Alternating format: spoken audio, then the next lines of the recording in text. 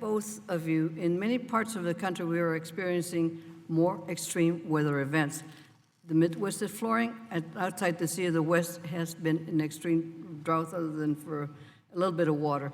How is the core century-old infrastructure adapting to deal with the changing conditions of today? Ma'am, we're taking that very seriously in all that we're trying to do. We've initiated several different databases, and we're working with other agencies like the USGS, the monitoring. This past budget, I entered $3 million for gauges in the upper Mississippi River system, looking at snowpack and plains pack in that system. I intend to try to do the same thing in other systems as well as California. But we're not standing by idly and building as usual. We're trying to keep an eye to the future and build in a way that what we do build will serve us all for years to come. Well, with recent seismic events, were there any problems that you encountered that you were going to have to look at for all dams? Which events, ma'am? The earthquake in California. Oh my goodness. I can't say that I'm an earthquake expert.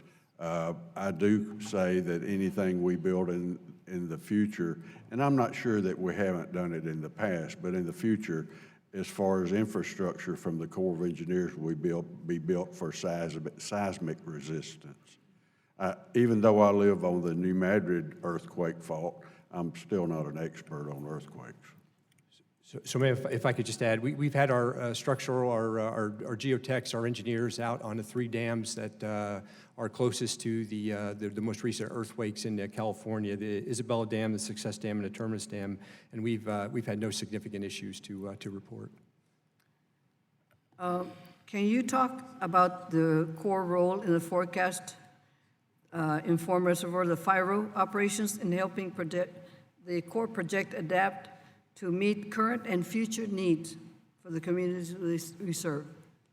Yes, ma'am. So I'll start. Our intent is to continue our partnership with the state and local entities as well as academia as we advance this pilot. This pilot began in 2014, and we will wrap it up this year. We're frankly excited about the early results. We had it at Atmospheric River, as you recall, ma'am, back in February, and we were able to use some of the data and advanced monitoring technology to actually make reservoir decisions long before this water hit the ground. So we'll wrap up that report here this year, and we'll look for opportunities where else in the nation that this technology may apply. How soon can we expect the ability of the Corps to work this program into other type? Yes, ma'am. So the technology that I had a chance to briefly talk with you before the hearing, the technology that we're talking about is very good for these type of conditions that we're talking about on the West Coast.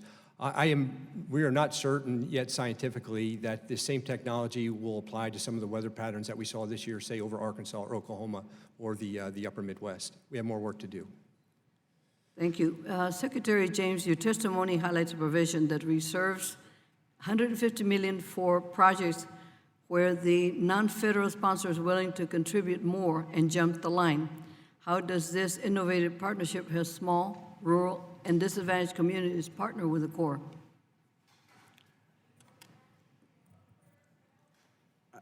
I think the purpose of this process and this innovative funding will allow people that have the money to do that to move forward and do it. I'm not sure it will put them in front of the line of those like myself that has to stay under the original cost share agreement.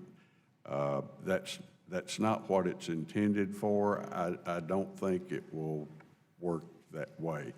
I'm still working with the administration right now to get better handle on how they want this program to work. When you read it, it doesn't look too good, like if you've got the money, put your money up and you can move out. But I'm not sure. I don't think that's what they intend for us to do, but I'm working on finding out. Well, would we be sure that the small communities are not disadvantaged? Yes, absolutely. That's one of my concerns, not with this particular proposal by the administration. That doesn't concern me too much, but overall, I am concerned about the areas of this country that don't have the money to put up for infrastructure and for protection. I do not want to leave those people out. They deserve. You should not. We should not leave them out. No, ma'am. Thank you, sir. Mr. Westerman. Thank you, Chairwoman. Secretary James and General Spellman, thank you not only for your testimony,